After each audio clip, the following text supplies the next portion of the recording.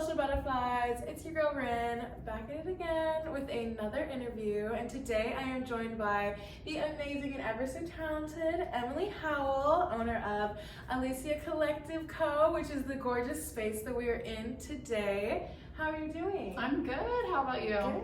Good. And I also forgot to mention, she owns Emily Grace Designs Co too, which you started before this. Yes, I started Emily Grace Designs technically summer 2020, but back then it was really more of just a hobby. I was just doing custom things like for my friends, a lot of college themed stickers and t-shirts. And then it's just grown to what it is today. So was this something you started because of COVID, or was it just a passion? Yeah, so really it was a COVID baby for sure. As a graduation present, I was gifted an iPad. Okay. And then I invested in a Cricut, and I had a lot of downtime, as did many of us, during like the peak COVID time. Right. So I started doing digital artwork. I made a couple of stickers, and then it just kind of took off from there. So okay, and your clientele at that point, was it college students? Was it friends? yeah, it was really my friends, and then some of their friends. All college students, and then like my grandparents, my parents, Oh, wow. super Okay. supportive family. Love that. But yeah, so very small, like clientele base at that point. Okay, gotcha. So what did you go to school for business administration or like anything? Okay, Anything so related to this? I'm like, it's real funny because no, Okay, not at all. know. So whenever I started college, I wanted to be a doctor. So I was Okay. pre-med, I was biomedical engineering. Dang. And then I was also like starting my business, but didn't know that I really wanted to pursue, get into it. My business was still really small at that point. And then I changed majors, but I changed it to public health. Okay. And then I also dropped pre-med because I was like, I don't Okay. want to be a doctor anymore. All right. And still not going to school for anything business related, nothing fashion or anything. But this is like definitely what I want to do full time for sure.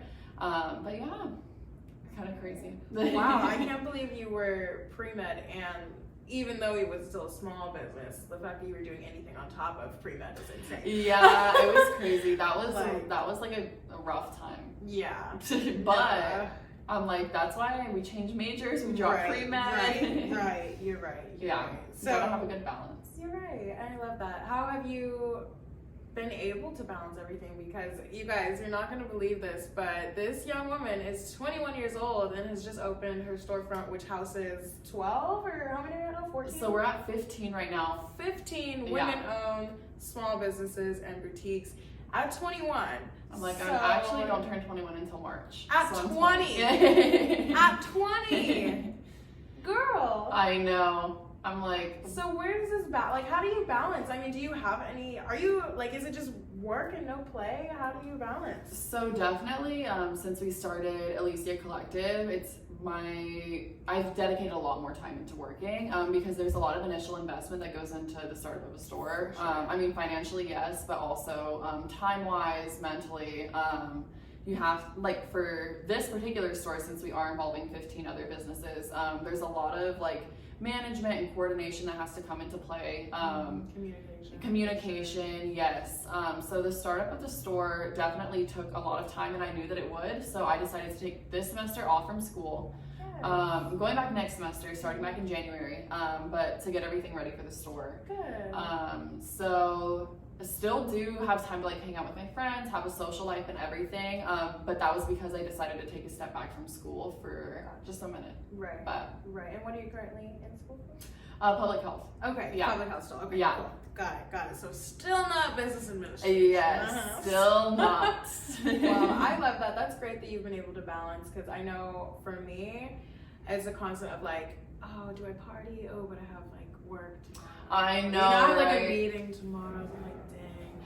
But how would you describe Emily Grace in 3 words? So I think Emily Grace Designs would be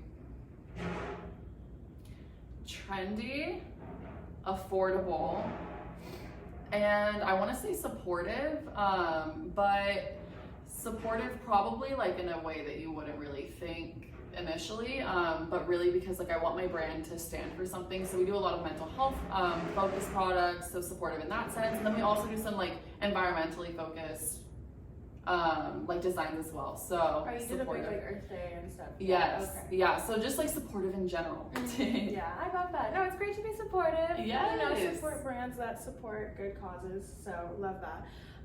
What's been your favorite part about owning, your small business before the storefront? Just before the storefront. Yes. So I didn't really take the business seriously until summer of 2021. That's really whenever I released my first collection, started doing pop-ups and everything. But I would say that probably, I have two favorite things. One of them is meeting like all the amazing people, business owners that are in San Antonio that just really support and uplift one another, along with my customers, of course. And then also really finding a purpose behind my brand and like trying to break the stigma with mental health, and like helping other people find like, I guess like the power to speak up about stuff like that. So good. Yeah. Wow. Emily's out here doing the Lord's work. Oh my gosh, she's you're out so here. sweet. What's been the most challenging part so far then? Before the store? I would say whenever I had first started out, it was really, really difficult for me to like balance, like what we were just talking about. So like social life, I was working, I was 19 hours in school, and I was trying to start my business. So my work was completely unrelated to Elysia Designs. I had like another part-time job. So that was probably the most difficult part, just really like picking and choosing what I wanted to prioritize and, yeah. Yeah, okay, I hear you. And honestly, same issue. Right? It's so hard. Whenever you're your own boss, like it's a blessing and a curse. Yeah, it is. And I feel like you have to be so strategic and intentional and really like sit down and think about your priorities. And they're, with business owning, they tend to change as well. Certain things are a priority at a certain point, but not, in a different season. And it's like always adapting and adjusting. Yeah. Kind of like going back to the drawing board. Yes, for sure. I'm like, that's what we do like at the beginning of every year. Like that's my whole plan for January is to just like reevaluate and reprioritize. So right, but girl, me too. I got it on my to-do list. Yeah, I sure do. So now kind of focusing on this gorgeous store that we're in, and I will see if I can get some video clips and throw them in here at the store because I want you guys to see it. But what was your goal in starting Elysia Collective? So I really had a couple of goals. One was for the businesses that were going to be in the store. I really wanted to create like a community of supportive, like female-owned businesses that really just uplift one another. But also, we can all like share the same roof. We can all support each other through, each business that's in here has their own like following. So, you bring in your customers into the store and then share them with other businesses as well. And then kind of like in the same boat, wanted to create a space for customers to be able to have a one-stop shop, to shop small and support a lot of the local female-owned businesses that are in San Antonio, because we do a lot of pop-ups.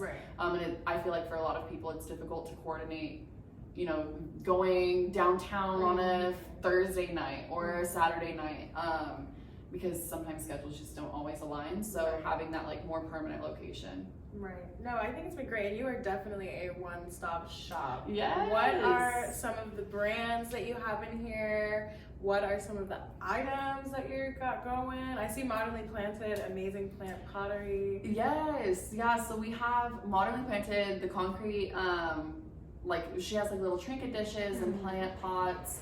We also have the Courage Coop. She's one of our newest brands, and she carries a lot of like mental health, mental wellness products. She has like the affirmation cards, which is so cute. Because I know that. Have to look at those. Yeah, well, it's like we hear a lot about daily affirmations in the morning, and this is just a cute little deck of cards that has the affirmations for you.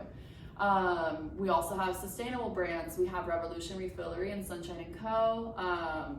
Revolution Refillery is great because it's like essentially a zero waste brand. And you can bring in your own little bottles to refill laundry detergent or dish soap. Oh, that's amazing.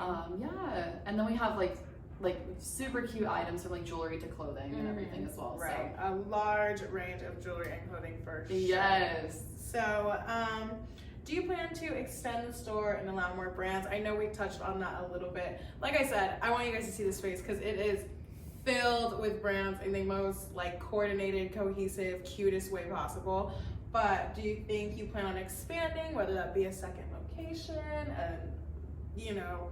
Yeah, I definitely do want to expand. I think that there's always room for growth in a variety of capacities for sure. I do think that we still have room for a couple of more businesses. It's just a little bit difficult trying to find businesses that aren't too similar to what we already have in store. For sure.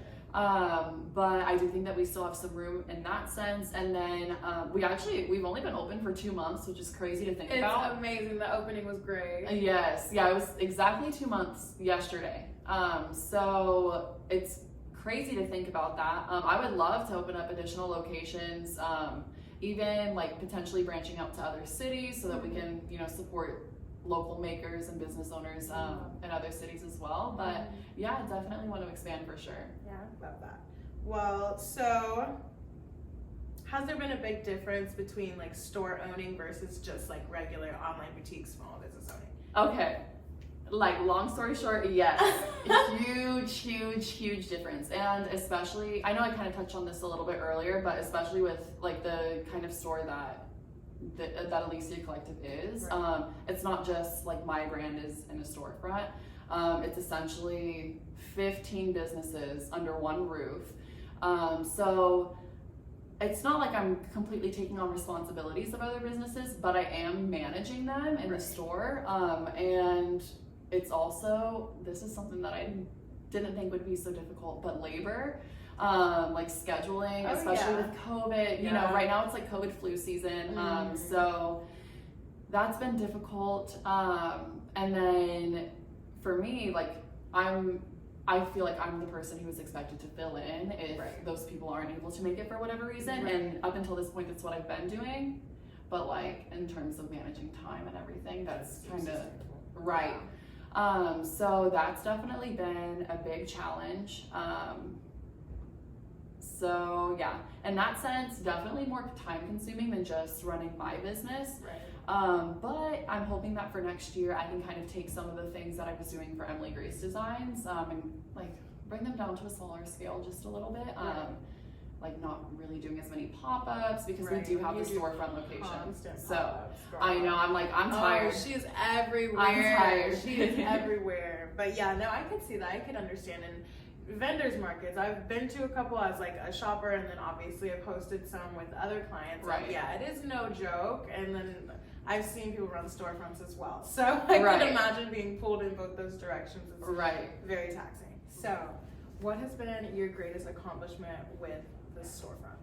So with the storefront, I really loved being able to see all like the different businesses come together and really just like see my vision come to fruition, honestly. Like I said, we've only been open for like 2 months at this point. So, you know what? I'm such a liar. Well, yes, that's true. But the grand opening was crazy. I was hoping you were going to say that. And I loved the grand opening. I did not think that it was going to be that successful. Y'all, there was a line around like the building. It was crazy. I waited in line for maybe like an hour. Yeah, some people told me 2 hours. Yeah, to get in, but it was totally worth it. But oh my god. Yeah. She was coming around with snacks. It was an amazing turnout. Yeah, it was so much fun, and we knew that there was going to be at least a little bit of a line because we did like free tote bags for the first 20 people who showed up, but we didn't think that there would be like 100 people in line. Yeah, it was crazy. Amazing. Yeah, it was a great turnout. I was like, wow, okay, Emily. But also,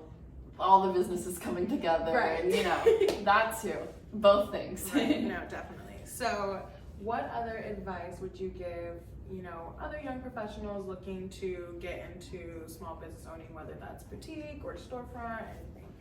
Yeah, so definitely think that it's super important to figure out exactly what you want to do and really plan it out. Planning it out financially, time-wise, you know, make a timeline of, you know, what you want to do and when. Have goals for yourself, because if you're just doing it just to do it, you know, you're gonna get burnt out. And yeah, so really, I genuinely think that planning is such an important part of having a business. So Right, and a part that people really do skip over. right, because a lot of people are like, I want to start a business, let me just do it. Just jump into it. And I'm a firm believer in, you know, sink or swim, but Right. you want to have some sort of strategy in there for Exactly. sure. Yeah. So what can we expect? This is the final question. What can we expect from Emily Grace Designs, Elysia Collective, and just everything in the near future for 2023? Yeah, so for Emily Grace Designs, my motto for 2023 is work smarter, not harder. So it's really trying to minimize the pop-ups that I'm doing and trying to push online. So I'm going to be doing a lot more like social media work, doing, you know, ads, Google, Facebook, and really trying to see how I can make it work online. And then for Elysia Collective, definitely want to, you know, give opportunities to other small female-owned businesses in some sort of capacity. So we're working on a couple of things. But one of the things that I'm most excited for is like our workshops that we'll be hosting. Ooh. So we've already done an earring making workshop with sisters from Texas. Okay. But a lot of the other makers in the store also have opportunities where they can host a workshop. So we're you know, finalizing some of the details on that, but beginning of next year for sure we'll be starting doing more of those. So that'll be awesome to see. Yes. Well, I'm excited, and thank you again so much for being a part of this interview. As I've already said, I adore this woman you're right so here. She's amazing. The store is amazing. Thank and you. Thank you so much for taking time and talking to us today. Yes, of course. Thank you so much for the opportunity. You're the sweetest.